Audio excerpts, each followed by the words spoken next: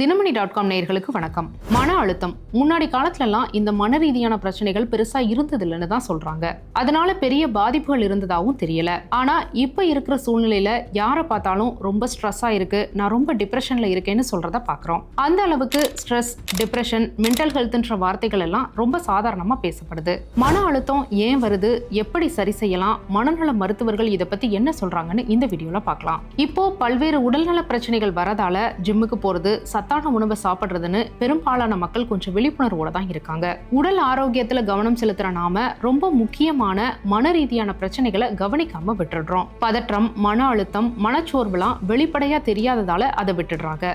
இதை பத்தி யாரும் பெருசா எடுத்துக்கிறது இல்ல. அதனால ஏற்படுற பாதிப்புகளுமே அவங்களுக்கு வெளிப்படையா தெரியறது இல்ல. சிலர் இது என்ன நோயா, இதுக்கெல்லாம் ஹாஸ்பிட்டல் போகணுமான்னு நினைக்கிறாங்க. ரொம்ப கொஞ்சம் பேர் தான் அதை கன்சிடர் பண்ணி சைக்காட்டிஸ்ட் கிட்ட போய் கவுன்சிலிங்லாம் எடுத்துக்கிறாங்க. இது ஆரோக்கியமான விஷயம்தான். ஏன்னா முன்னாடிலாம் சைக்காட்டிஸ்ட் கிட்ட போறதுக்கே தயங்குவாங்க. அந்த நிலைமை இன்னைக்கு கொஞ்சம் மாறி இருக்குன்னு தான் சொல்லணும். அதே மாதிரி நிறைய பேர் தங்களோட க்ளோஸ் ஃப்ரெண்ட்ஸ், ரிலேட்டிவ்ஸ் கிட்ட மன ரீதியான பிரச்சனைகள் பத்தி பேசுறாங்க.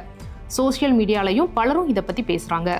நிபுணர்கள் தங்களோட ஆலோசனைகளை வழங்குறாங்க. இப்ப இருக்கிற காலகட்டத்துல இது பலருக்கும் உதவியா தான் இருக்குது. சரி, இந்த மன அழுத்தத்தை பத்தி கொச்சியை சேர்ந்த மூத்த மனநல மருத்துவர் டாக்டர் ஜான் என்ன சொல்றாருன்னா, மனநலன் பத்தின விழிப்புணர்வு இப்ப மக்கள் கிட்ட அதிகமாயிட்டு இருக்கு. ஆனா மன அழுத்தம் இருக்கிறவங்க அதை தெரிஞ்சுக்கிறதோட சரி, அதை சரி பண்ண முயற்சி எடுக்கிறது இல்லைன்னு சொல்றாங்க.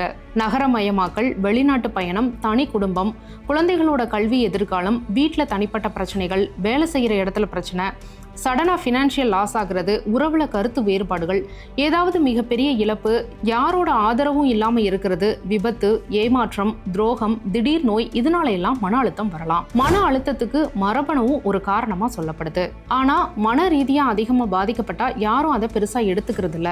பிரச்சனைகளை சரி செய்ய பார்க்கணும். அதை ஃபேஸ் பண்ற அளவுக்கு தைரியத்தை வளர்த்துக்கணும். என்ன இருக்கோ அதை அக்செப்ட் பண்ணிக்கணும். சொல்ல போனா மனசை ஆரோக்கியமா வச்சுக்கணும். அதுக்கு என்ன செய்யணுமோ முயற்சி பண்ணணும்னு டாக்டர் சொல்றாங்க. சிலர் மன ரீதியா ரொம்ப பாதிக்கப்பட்டு கடைசியா தான் அதுக்கான சொல்யூஷன்ஸ் தேடுவாங்க. இது சரியானது இல்ல. மனநலம் சரியா இல்லாம உடல் ஆரோக்கியம் இருக்காதுன்னு சொல்றாரு டாக்டர் ஜான். குழந்தைங்க வெளியூர்ல, வெளிநாட்டுல இருக்காங்கன்னு பெற்றோர்கள் நிறைய பேர் தனிமையில இருக்காங்க. இந்த தனிமையால பலரும் மன அழுத்தத்துக்கு ஆளாகிறாங்க. அவங்க எல்லாருமே தங்களை என்கேஜரா வச்சுக்கணும்னு மருத்துவர்கள் அறிவுறுத்துறாங்க.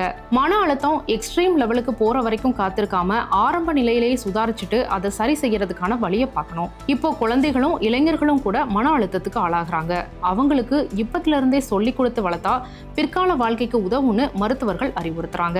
இதுக்கான சிகிச்சைகளை பொறுத்த வரைக்கும் ஒவ்வொருத்தருக்கும் அவங்களோட பாதிப்பை பொறுத்து மாறுபடும். இதுல மருந்துகள், தெரப்பி மாதிரியான உளவியல் சிகிச்சைகள்லாம் இருக்கு. மனநலம்ன்றது கடினமான, மோசமான ஒரு சிச்சுவேஷனை ஃபேஸ் பண்ணி அதுல இருந்து வெளியே வர்றது மட்டும் இல்ல. வாழ்க்கையில சின்ன சின்ன ஹாப்பியான மொமெண்ட்ஸை என்ஜாய் பண்ணணும்.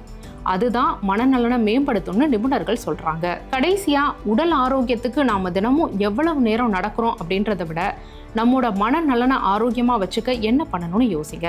இந்த வீடியோ உங்களுக்கு பிடிச்சிருந்ததுன்னா லைக் பண்ணுங்க, ஷேர் பண்ணுங்க, கமெண்ட் பண்ணுங்க. தினமணி சேனலை சப்ஸ்கிரைப் பண்ணுங்க.